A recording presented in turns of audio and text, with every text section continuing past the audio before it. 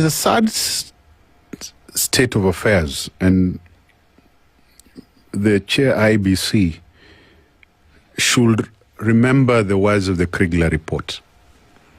The Kriegler report stands out as a historical account of the madness that politicians almost caused in this country, pushing us almost to the brink in 2007. The IBC was equally indicted for opaque processes, processes that were aberrantly unlawful, processes that did not enjoy public confidence. Ethicon and his people should know that the currency they trade with the public is public trust. The perception that the public has with the IBC, that is what will inform confidence or lack thereof. And we are seeing the inaction and the hopelessness with which the IBC is operating as feeding what we are seeing on the streets. Because a year to the election, and you see the images out of Kisumu, and generally this is feeding to the general crime and lawlessness we're seeing in the country. Yesterday I was seeing some video of a lady who was seated out in a salon somewhere, and she is mugged outside the salon. And we have seen various videos of the instances of crime that have become the norm as a result of this phenomenon called goonship, which is thuggery, for the lack of a better term. And these are things that Ethicon should call to order. He needs to sit down with the other lawyers. And this involves my good friend, the CS for Interior, Kipchumba Murkomen. Who's a lawyer too? He's a lawyer. And he used to be a CU chairperson somewhere. As we approach 2027, Kenyans are asking, how do we trust IEBC that it is able to deliver an election as prescribed by the Constitution? Where that trust lacks, what does it mean to elections of 2027? IEBC as an EMB, an election management body, is required under international law and domestic constitutional law and legislative instruments to be impartial. Impartiality on its part hinges on a number of measures, and certainly Article 81 of the Constitution gives us parameters that the IEBC must focus on in terms of its preparedness. So Article 81 says this, that any election must be free from violence, intimidation, improper influence, and corruption. Number two, it must be conducted by an independent body. I'll look at those two. Violence, already we have problems on the street. What is Ethicon doing? Intimidation. We saw these videos of hooded people commandeering and intercepting a DCP caravan on the way to Olkalau. And that is despite the fact that Justice Thande Mogore, sitting in Malindi, and other judges, the Kisumu High Court, making it very clear that even if you're the police, you need not to cover your face.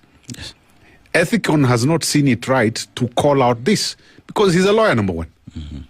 And these actions by certain police officers are going against declarations of the court. So already we are seeing grounds being set up for a violation of Article 81, violence. Look at the independence of the IEBC. The independence is not only actual, but it's perception. What are Kenyans increasingly looking at in terms of the conduct of the IEBC? We are seeing an IEBC that is pussyfooting, an IEBC that speaks from both sides of the mouth, huffing and puffing. For heck, apart from Ethicon, who we see once in a while giving us the PR, where are the rest of the commissioners? Because you see, Ethicon is just primus inter pares, one amongst equals. And those commissioners are going to be collectively responsible and individually responsible. So they need to remember that there are certain things that they need to do in the lead up to the election. I spoke of the KPMG audit. We have not been given an audit of the mass with the mass failure of the BVR kits. Mm-hmm. Has anyone, have the political players been taken through an audit of those kits again? No, we just want to buy new ones. Yeah, we are thinking of buying new ones so that people get their cuts. Yeah. and when the country boils over, when people are killing each other, these people will have their choppers to fly out of the country. Look at the decision by the Supreme Court. Some of us were not so confident with what the court said, but it gave certain recommendations in terms of the last election. Has the IEBC followed through to see that those recommendations have been put in place? So we are basically going to an election with an IEBC that is limping, an IEBC that is not enjoying confidence, and I beseech Ethicon, wherever he is, Murkomen, you are in charge of security. And of course, I'll not leave out Professor Kithure Kindiki, another lawyer. Those lawyers I'll not spare. You know what is coming. If you don't sit down and calm your nerves, if you don't allow the good officers, the good police officers, leave alone these rogue ones that you're using, to do their work as required by law, this country is going to burn. And it will burn with your relatives, it will burn with your friends. And we already know why by-elections happen in this country according to the Constitution. One of them is happening in 24 to 36 hours, the 15th of July. And the run-up to this has been quite interesting. And the IEBC has been called in. Many said has already been an indictment on how the IEBC is operating and how it will operate into the future, and what it's said about politicians and what their plan is moving into the next election, the general election, which happens in 2027. But if there are any lessons to learn from Al-Kalau, even before that by-election takes place, from where you sit, if you were to give a general overview of what has happened so far, especially where the IEBC is concerned, what would that be?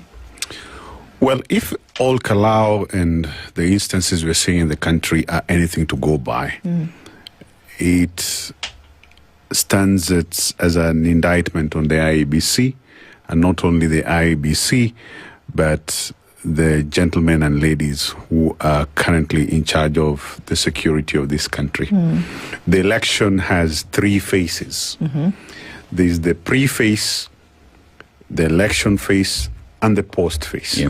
So in the lead up to 2027, Al-Kalau and all these mini elections serve as a test for the pre-phase. And you can see the problems, the challenges we are facing. I mean, look at the violence that has been meted out on the streets of Al-Kalau.